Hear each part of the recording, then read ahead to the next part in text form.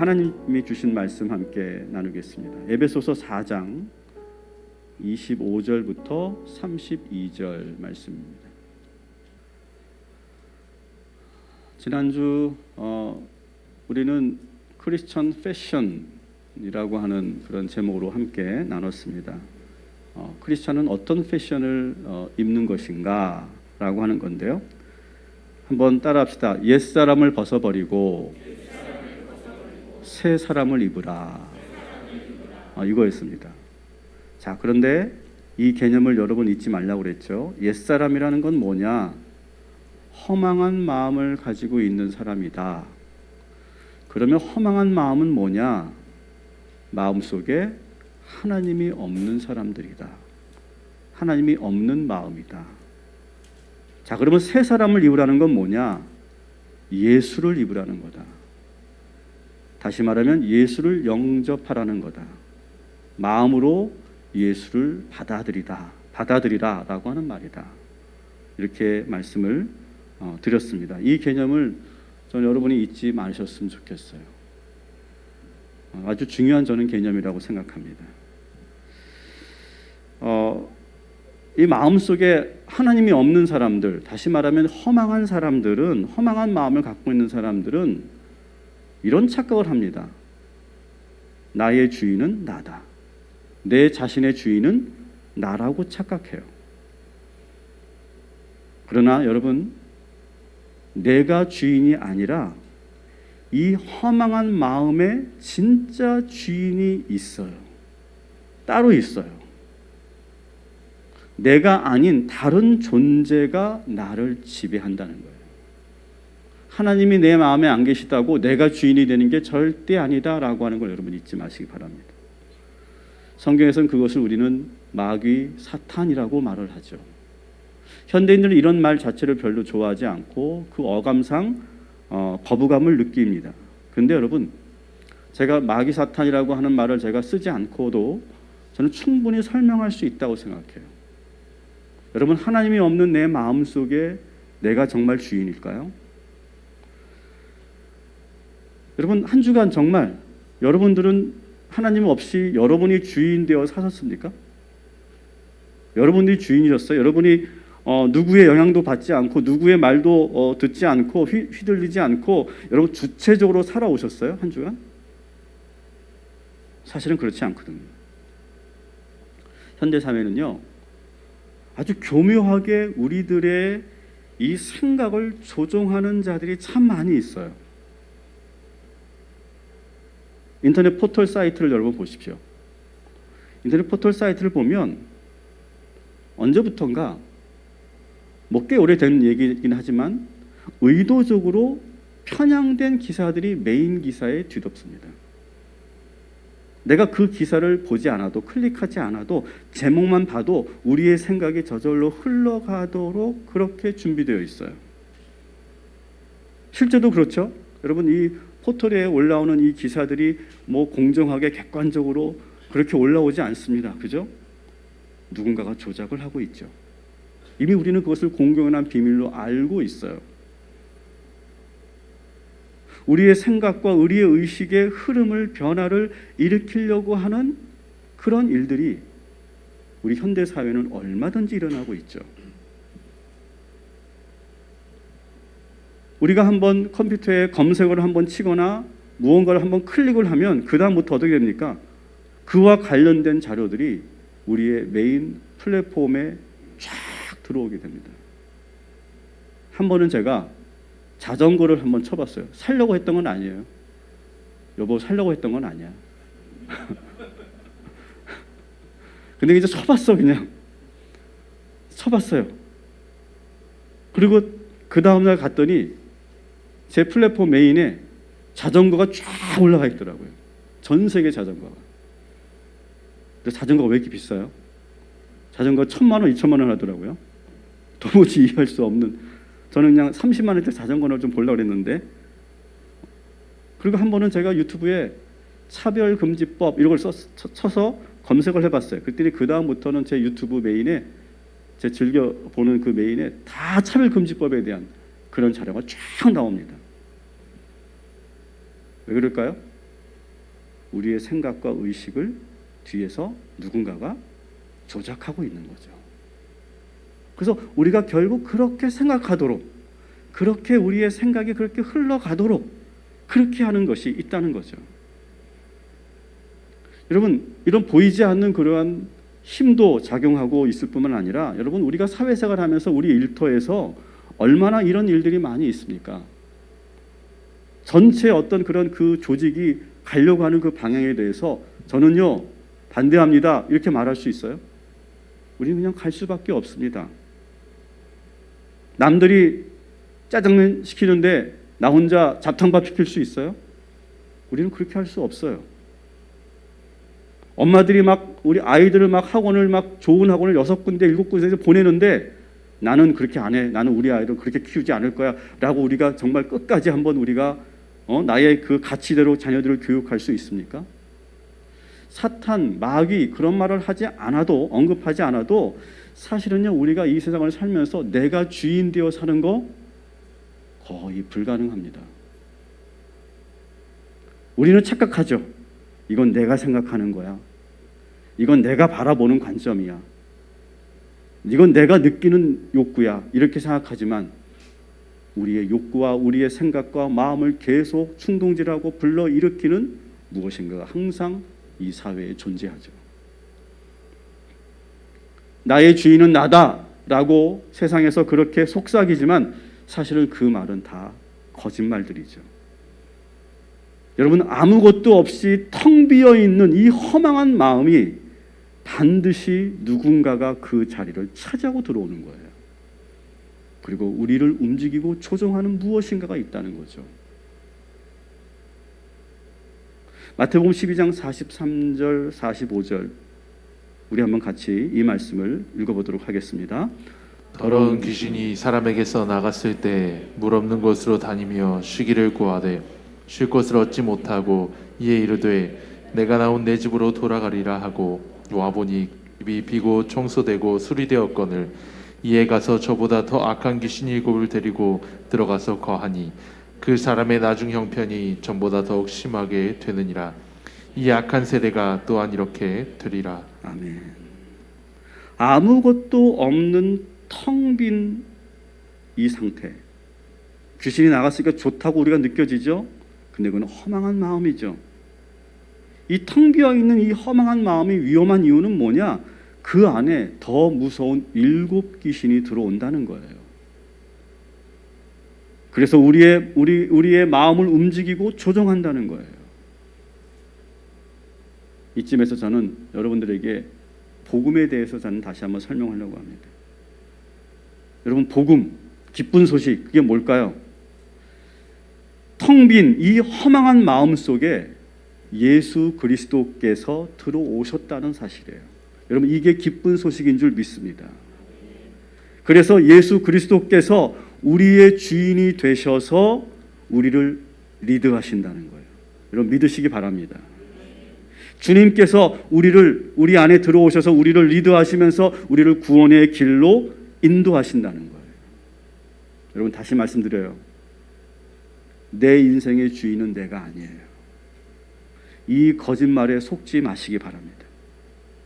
그렇게 말해놓고 우리의 마음을 점령하고 지배하려는 속셈을 여러분 잊지 마시기 바랍니다. 그런 의도가 있다는 것을 여러분 잊지 마시기 바랍니다. 옛사람을 벗고 예수 그리스도를 입어 새 사람을 입는 방법은 뭐냐? 예수 그리스도를 내 마음에 영접해서 예수가 나의 주인이 되는 거예요. 내가 주인이 되는 게 아니에요. 예수가 나의 주인이 되는 거예요. 그러면 우리의 운전수가 되시는 주님께서 우리를 안전하고 복된 구원의 길로 인도하여 주시는 줄 믿습니다. 이게 복음이에요. 자, 그런데 예수님께서 내 안에 들어오셨다고 하는 증거가 뭐가 있습니까? 여러분, 지금 여러분 안에 예수님이 계신 걸 믿으십니까? 자, 그런데 믿기는 하는데 여러분, 예수님이 내 안에 들어와서 여러분 변하셨어요? 어떤 변화가 여러분 느껴지세요? 이제는 우리가 이 부분을 우리가 한번 고민하고 생각해 봐야 될 때라는 거죠.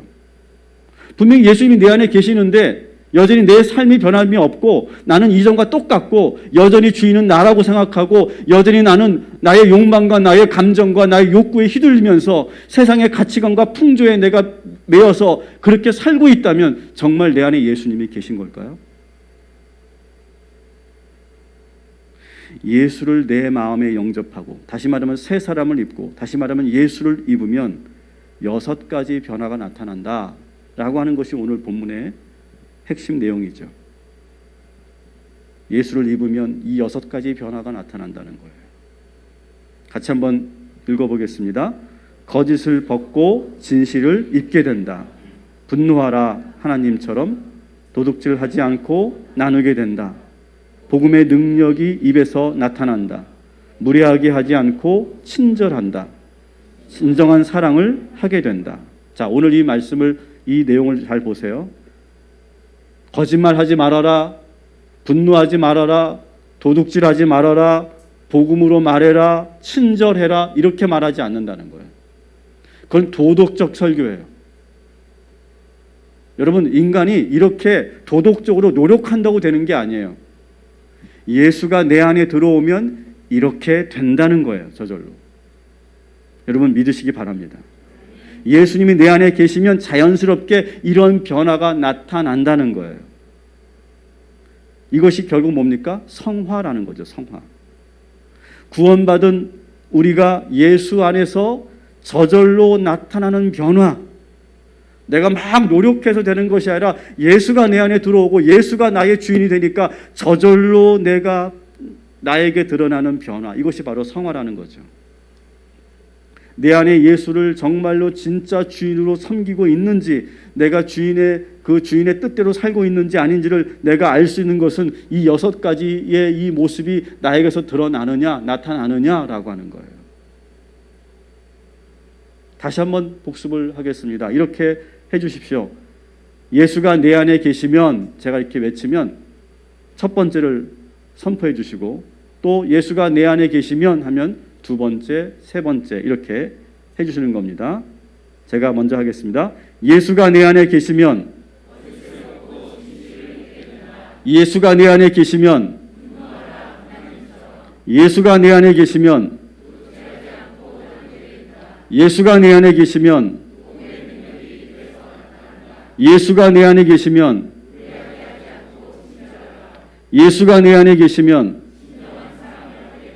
그렇게 된다는 거예요. 성화가 되어진다는 거예요. 자, 여기에 우리는 또 하나의 도전적인 말이 생각이 날 거예요. 나는 정말 예수를 믿는데 나는 이런 변화가 아직 일어나지 않는 것 같아. 이런 분도 분명히 계실 거예요.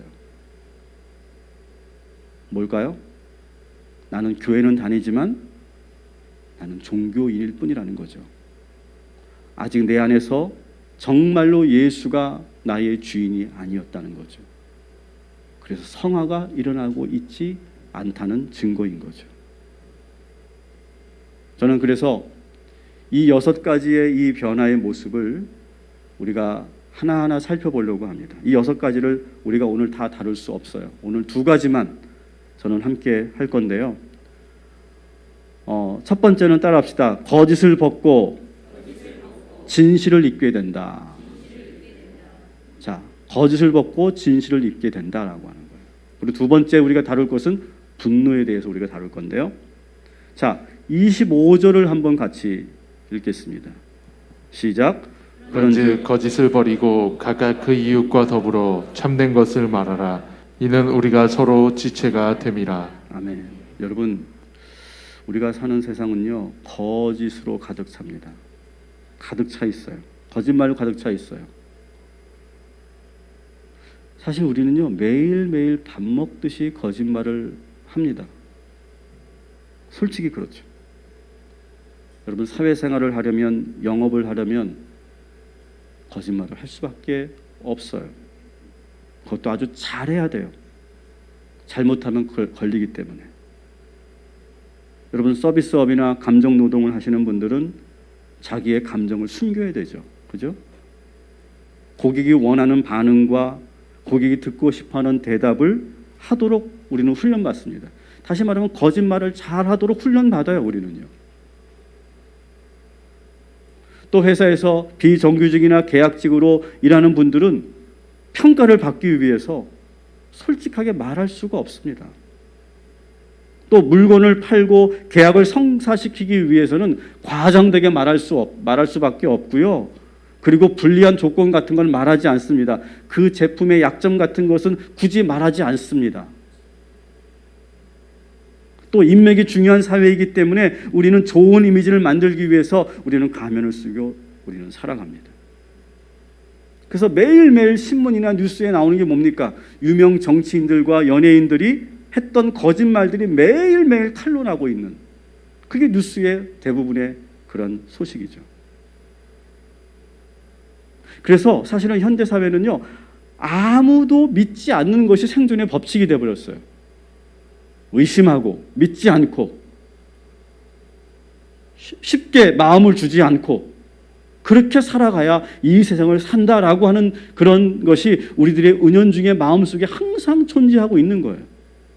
우리는 어쩌면 하루 종일 의심하며 살아갈걸요. 저 사람의 의도가 무엇일까? 저 사람이 갑자기 왜 이렇게 나한테 친절하게 하지? 저 사람이 왜 갑자기 나한테 이렇게 웃으며 다가오지? 의도가 뭐지? 저 사람이 이렇게 말한 의도가 뭐지? 진짜 마음이 뭐지? 의심합니다. 혹시 나에게 이런 배신을 하는 것은 아닐까? 남편이 아내가 나에게 이렇게 말하는 것이 정말 사실일까? 끊임없이 우리는 의심하게 되는 거죠. 이렇게 신뢰가 무너지니까 현대사회는 법정소송이 끊임없이 일어나고 있습니다. 서로를 믿지 못하니까 속지 않으려고, 손해보지 않으려고, 배신당하지 않으려고 부딪히고 갈등하며 대립하며 살죠. 그러다 보니까 이 현대사회는요, 무엇이 점점 사라지느냐? 희생과 헌신이 사라지고 있어요. 왜 그럴까요? 나 자신을 보호하려고 하는 행동을 우선시하게 되는 거죠.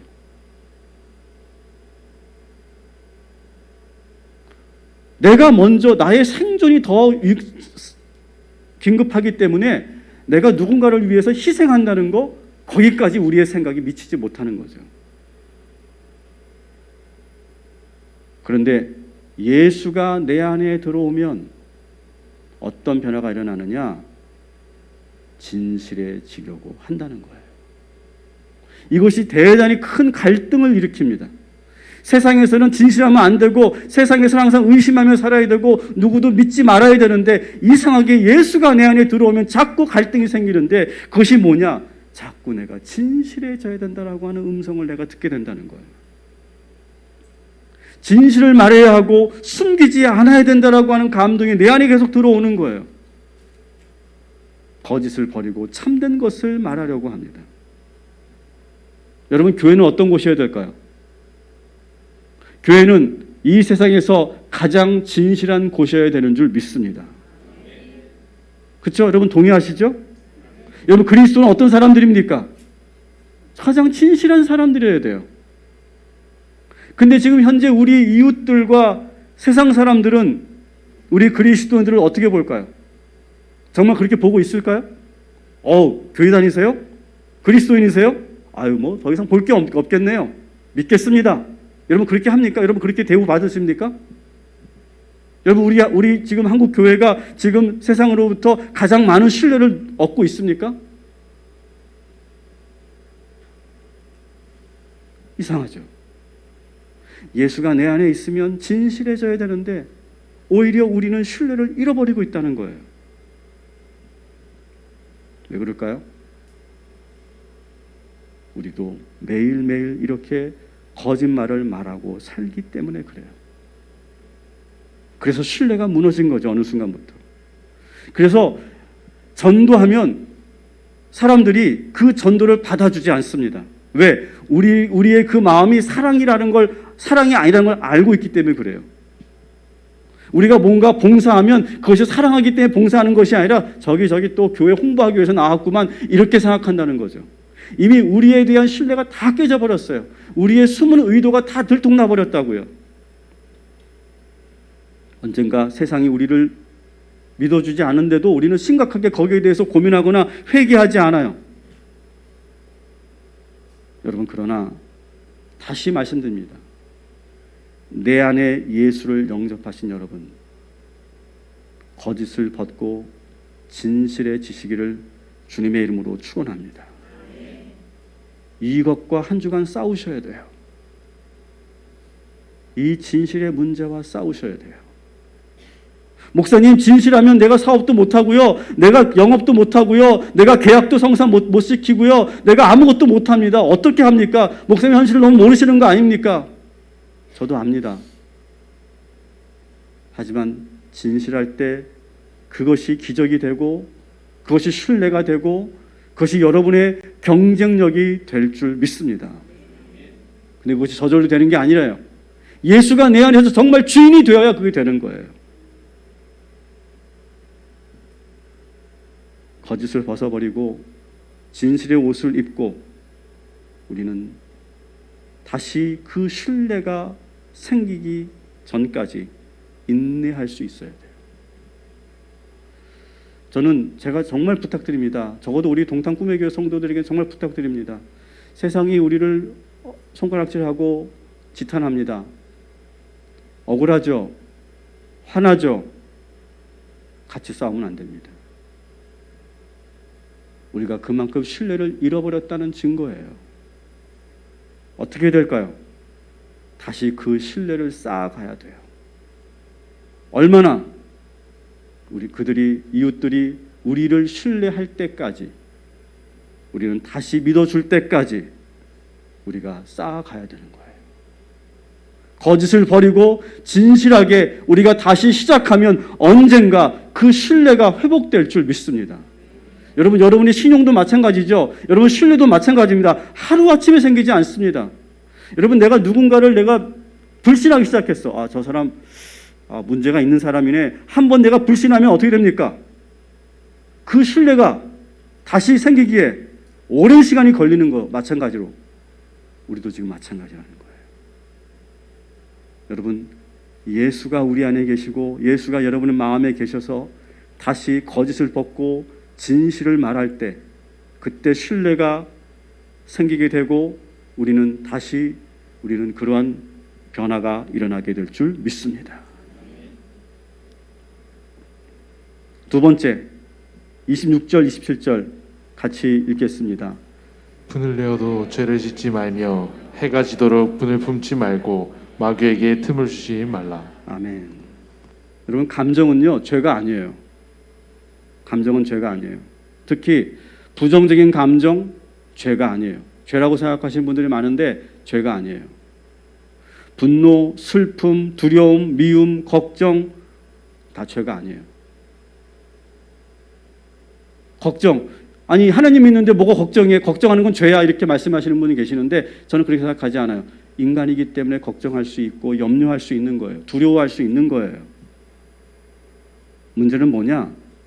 내가 그런 감정을 가졌다고 해서 죄를 짓는 것은 아닌데 오히려 그 감정을 숨기거나 그것을 너무 죄악시하면 더 큰 문제가 생겨요.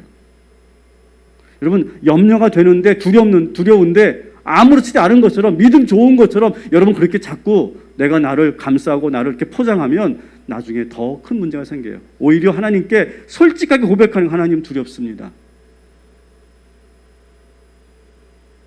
제가 하나님을 믿지만 저는 연약해서 지금 염려하고 있습니다. 이렇게 말하는 것이 더 솔직하고 우리가 죄를 짓지 않는 방법이라는 거죠. 오늘은 특별히 분노에 대해서 오늘 주님이 말씀하시는데요. 여러분, 이걸 착각하지 마세요. 분노를 죄라고 여기지 마시라는 거예요. 분노하는 죄를 짓지 말라, 이런 말이 아니에요. 오늘 본문은요. 따라합시다. 분을 내어도 죄를 짓지 말라. 자, 분을 낼 수 있다는 거예요. 그런 감정을 가질 수 있다는 거예요. 하지만 어떻게 해라? 죄를 짓지 말아라. 이걸 좀 더 적극적으로 제가 해석을 해보면 이렇게 말할 수 있어요. 따라합시다. 분노하라. 하지만 죄 짓지 마라. 이렇게 해석할 수도 있어요. 분노할 수 있어야 된다는 거예요. 오히려 그리스도인은. 그렇지만 그 분노 때문에 죄를 짓지 말라는 거예요. 이건 제 얘기가 아니라요. 존 스토튼 목사님이 이 에베소서 이 구절을 강의할 때 그 강의 책에 나오는 그런 내용이에요. 제가 읽어드릴게요. 현대 사회에서는 성도들의 분노가 더 많이 필요하다. 하나님과 달리 우리들은 세상의 죄와 더 많이 타협하고 있다. 이게 문제다. 하나님이 죄를 미워하시는 것처럼 그분의 백성들도 죄에 대해서 분노해야 된다. 이렇게 이 구절을 해석하고 계시더라고요. 여러분, 예수님이 내 안에 계시면요, 이 죄와 악과 부도덕한 것을 보고 분노 안 할래야 안 할 수가 없는 거예요. 분노해야 내 안에 예수가 있는 것인 줄 믿으시기 바랍니다. 분노해야 돼요. 그래야 예수가 내 안에 계신 거예요. 난 몰라. 아우, 저런 거나 복잡하고 나하고 상관없는 일이고, 아우, 저게 내가 결로되지 않으면 좋겠고, 아우, 나는 지금 바빠. 내일이 바빠. 정말 내 안에 예수가 계신 것인가? 우리는 물어봐야 된다는 거예요.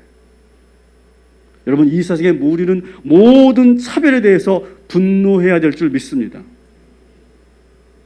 아동 학대에 대해서 우리는 분노해야 되고요. 여성 혐오에 대해서 우리는 분노해야 되고요. 성폭력에 대해서 우리는 분노해야 되고요. 학교 내의 집단 따돌림과 폭력에 대해서 우리는 분노해야 됩니다. 성적인 타락에 대해서 분노해야 되고요. 기업들의 이 부도덕한 이 경쟁과 이 잘못된 범죄에 대해서 우리는 분노해야 되고요. 사람을 죽일 수도 있는 이 열악한 근무 환경에 대해서도 우리는 분노할 수 있어야 되고요. 정치인들과 공무원들의 뇌물수수에 대해서 우리는 분노할 수 있어야 되고요. 온갖 형태의 갑질 문화에 대해서 우리는 분노할 수 있어야 돼요. 왜 분노를 안 하시냐고요. 내 안에 계신 예수 그리스도께서 우리를 가만두지 않으시는데 왜 우리는 분노를 느끼지 않냐고요. 예수님께서 채찍을 드신 것처럼 우리도 채찍을 들게 하시고 우리를 분노하게 하시는 분이 우리 주님이심을 믿으시기 바랍니다. 하지만 죄짓지 말라. 하지만 여러분, 저는 이 뒷구절이 참 많은 의미를 함축하고 있다고 생각해요. 여러분, 우리가 명분을 가지고 있다고 해서 우리가 완벽하게 정의로운 사람일까요? 우리는 그런 착각을 하거든요. 어떤 잘못된 사람을 보면서 우리가 분노를 합니다. 그러면 우리가 마치 도덕적 우위에 있는 사람처럼 착각해요. 내가 정의롭다고 해서, 내가 정의로운 그런 주장을 한다고 해서 정말 내가 의로우냐고요. 내가 마음대로 할 수 있습니까? 내가 정의 편에 있으니까 내가 상대방을 함부로 할 수 있습니까? 과정되게 그 사람을 매도할 수 있습니까? 내가 정의로우니까 내가 수단과 방법을 가리지 않고 저 잘못된 사람을 내가 폭력적인 방법을 써서라도 무너뜨리면 되는 겁니까? 성적으로 무도덕한 사람을 보면서 우리가 분노할 수 있지만 돌을 던질 수는 없는 거예요. 우리가 동성애자들을 분명히 성경에 있기 때문에 죄라고 말할 수 있습니다. 하지만 그들을 혐오하고 함부로 말하거나 정지하고 함부로 선을 넘는 일을 우리는 해서는 안 되는 거죠. 그거는 분노하면서 죄를 짓는 일이죠. 이 거룩한 분노는 하나님이 주시는 것이지 내가 정의로워서 이런 분노를 갖는 것이 아니죠. 하나님과 함께 이 세상에 부조리에 대해서 분노할 수 있어야 할 줄 믿습니다. 그러나 죄짓지 말아라. 그것은 악에게, 사탄에게, 마귀에게 틈을 주는 것이다. 오늘 본문에 그렇게 되어 있죠. 실제로 정의를 부르짖으면서 정의롭게 산다고 하면서 오히려 죄를 짓게 되고 그 틈을 통해서 사탄이 그 정의로운 사람을 마음 안으로 들어가서 그 사람을 무너뜨리는 일들이 얼마나 많이 있습니까? 참 많은 것을 우리가 봤죠. 여러분, 우리가 분노할 수 있지만 이 악에게 틈을 주는 일을 하지 말아야 되는데 오늘 본문에 보니까 또 분노를 오래 마음에 품고 있으면 마귀가 틈을 타는 그런 계기가 된다는 거예요. 부정적인 감정은 죄가 아니지만 그 마음을 계속 품고 있으면 마음은 틈이 벌어지게 된대요. 그 틈을 타서 악한 존재가 들어온다는 거예요. 여러분, 우울한 감정은 죄가 아니에요. 그러나 그 감정을 오래 내 마음속에 방치해 두면 사탄은 그 틈을 타고 들어와서 우리를 시험 들게 만들고 결국 죄를 짓게 한다는 거예요. 슬픔도 외로움도 미움도 두려움도 염려도 마찬가지예요. 그것 자체가 죄는 아닌데 그 안에 계신 예수님을 우리가 찾지 않고 계속 그 마음을 품고 있으면 우리는 결국 죄를 짓게 된다는 거예요. 마귀에게 틈을 주게 된다는 거예요. 여러분, 우리 안에 계신 예수 그리스도를 여러분 예수의 이름을 부르시기를 주님의 이름으로 축원합니다. 예수님께서 나의 이 마음을 예수님에게 숨김없이 모두 내놓고 고백하는 것이 우리에게 중요해요. 내 안에 계신 예수님에게 이렇게 고백해 보십시오. 주님, 제가 많이 힘듭니다. 제가 많이 지금 두렵습니다. 제가 많이 외롭습니다. 이렇게 내 마음의 어두운 감정들을 놓고 주님 앞에 내가 말하고 고백할 때 우리의 상담자 되시는 주님께서 우리의 마음을 확 어루만져 주시고 우리에게 새 마음을 부어 주시는 줄 믿습니다. 예수님, 지금 이 분노를 내가 참을 수 없고 내가 그 사람을 용서할 수 없습니다. 내가 극단적인 행동을 할 수도 있고 내가 지금 어떻게 할지 모르겠습니다. 저를 붙잡아 주십시오라고 하면 그때 주님께서 내 마음을 확 붙잡아 주시는 거죠. 예수님의 도우심을, 내 안에 계신 예수님에게 도우심을 요청하면 우리 주님께서 우리의 생각과 마음을 새롭게 하여 주시는 것이죠. 여러분, 혹시 한 주간 내가 그렇게 하지 못하고 이기지 못했다 할지라도 여러분 괜찮아요. 오늘 이 자리에 오셔서 회개하고 죄사함을 받고 우리가 다시 예수님을 의지하면 우리는 다시 그렇게 성화의 삶으로 조금씩 나아가게 될 줄 믿습니다. 우리가 완벽하게 진실해질 수는 없어요. 우리가 완벽하게 거짓을 벗을 수 없어요. 우리가 완벽하게 부정적인 감정으로부터 자유할 수 없어요. 우리가 항상 죄 가운데 우리는 노출되어 있지만 예수님이 내 안에 계시면 우리는 조금씩 변화될 것이고 성화될 것인 줄 믿습니다. 말씀을 정리합니다. 여러분, 여러분의 마음을 허망한 상태로 두지 마시기 바랍니다. 한 주간 여러분의 마음이 늘 예수 그리스도로 채워져 있기를 주님의 이름으로 축원합니다. 예수님이 내 안에 계심을 여러분 절대 한순간도 잊지 마시기 바랍니다. 그리고 예수님에게 나의 주도권을 내어주시기 바랍니다. 주님이 나의 주인이 되어주셔야 돼요. 내가 주인이라고 생각하지 마세요. 주님이 예수님이 주인 되어주셔야 될 줄 믿습니다. 여러분, 이렇게 복음대로 사시기 바랍니다. 머릿속의 지식으로 복음을 아는 것으로 끝나지 않고 오늘 두 가지 여러분에게 부탁드립니다. 거짓을 벗고 진실을 입고 사시기 바랍니다. 하나님이 미워하시는 것처럼 분노하며 삽시다. 그러나 그 분노에 죄를 짓지 말고 그 분노 때문에 우리가 마귀에게 틈을 주지 말고 깨어서 더 거룩하게 주님을 의지하며 살아가는 저와 여러분이 되기를 주님의 이름으로 축원합니다.